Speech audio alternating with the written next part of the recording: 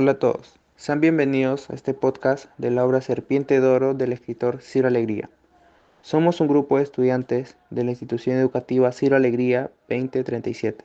Nosotros somos Edgar Jara, Edwin Peñalosa, Yemil Manayaye, Luis Alvites, Jeremy Béjar y un invitado especial, Fabricio Figueroa. Antes de empezar les hablaré 5 hechos importantes en la época contemporánea. 1. La dictadura de Manuel Odría, 1948 entre 1956. Se basó en el autoritarismo y represión política, porque buscó estabilidad y control. 2. Reforma agraria, 1969. Se basó en la redistribución de tierras a campesinos, porque buscó reducir la desigualdad social y económica. 3. Golpe de Estado de Alberto Fujimori, 1992. Se basó en el autogolpe y reescritura de la Constitución, porque buscó combatir terrorismo y consolidar poder. 4. Conflicto armado interno, 1980 entre el 2000. Se basó en la lucha contra grupos terroristas, como el Sendero Luminoso, porque buscó defender la democracia y estabilidad. 5. Caso Odebrecht, 2018. Se basó en la corrupción política y sobornos, porque buscó revelar la profundidad de la corrupción en el Perú. Bienvenidos de vuelta. Hoy vamos a hablar de una corriente literaria que marcó un hito en América Latina, el indigenismo. El indigenismo fue un movimiento que surgió en el siglo XX en respuesta a siglos de opresión y olvido hacia las comunidades indígenas. Su propósito era darle voz a estos pueblos, mostrar su cultura, su forma de vida y sobre todo exponer las justicias y abusos que vivían a diario. Era una literatura de denuncia social, pero también de empatía y reconocimiento hacia los indígenas, quienes habían sido invisibilizados en la historia y la cultura oficial. Esta corriente tenía ciertas características clave. Por un lado, la denuncia de las condiciones de vida de las comunidades indígenas y por el otro, un retrato respetuoso y profundo de sus tradiciones y valores. El indigenismo presentaba a los pueblos indígenas no como figuras exóticas o idealizadas, sino como seres humanos con una historia y una cultura valiosa. Algunos de los autores más reconocidos en esta corriente fueron el peruano José María Arguedas, que escribió sobre la vida andina y su propia experiencia de identidad indígena, y el ecuatoriano Jorge Icaza, con su famosa obra Huasipungo, que retrata las explotaciones y pobrezas en las haciendas. También encontramos al peruano Ciro Alegría, cuya novela La Serpiente de Oro nos muestra la vida de una comunidad indígena en la selva, resaltando su conexión con la naturaleza y el río.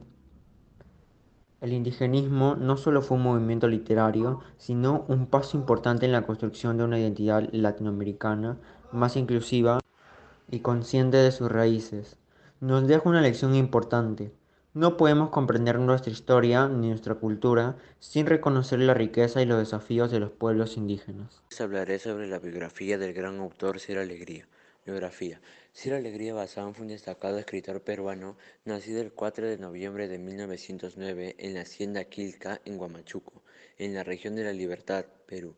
Se le considera uno de los principales representantes de la narrativa indigenista en América Latina y un gran exponente de la literatura peruana.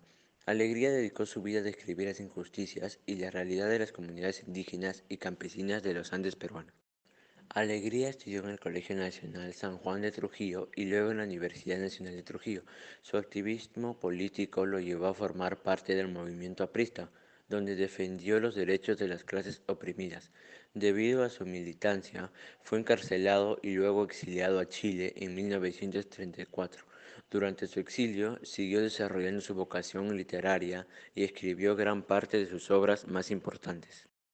Regresó a Perú en 1948 y se mantuvo activo en la literatura y el periodismo hasta su muerte el 17 de febrero de 1967 en Chaclacayo, Lima.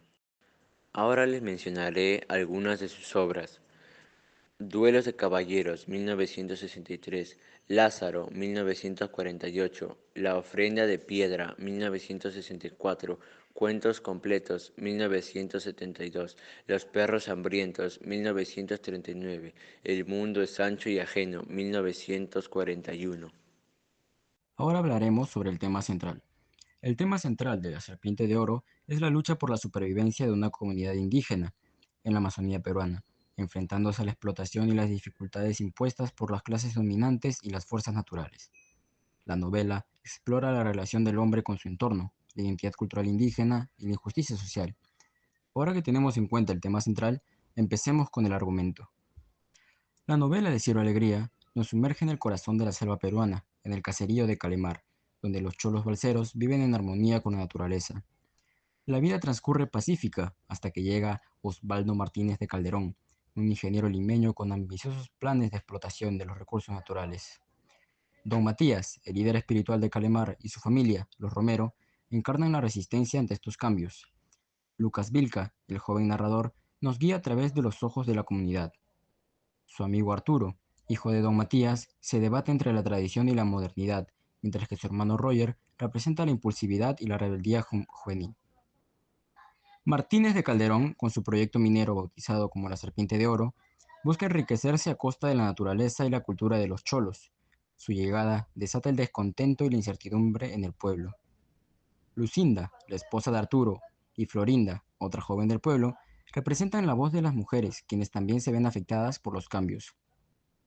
Los cholos liderados por Don Matías se organizan para defender su territorio. Las tensiones aumentan y los enfrentamientos entre los habitantes de Calemar y los representantes de la empresa se vuelven cada vez más frecuentes. La novela nos muestra la valentía y la determinación de los cholos en su lucha por preservar su modo de vida.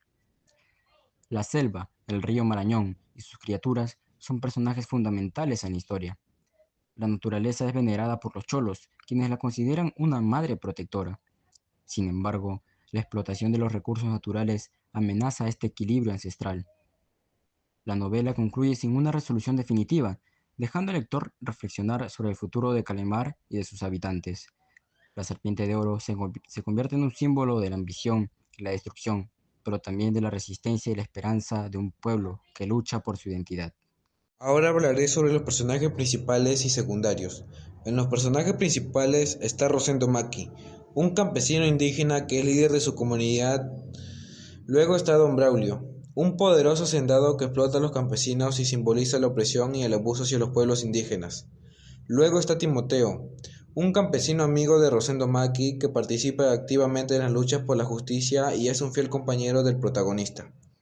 Luego están los personajes secundarios, que está Felipe, otro campesino de la comunidad que ayuda a Rosendo en la lucha y que representa la solidaridad del pueblo.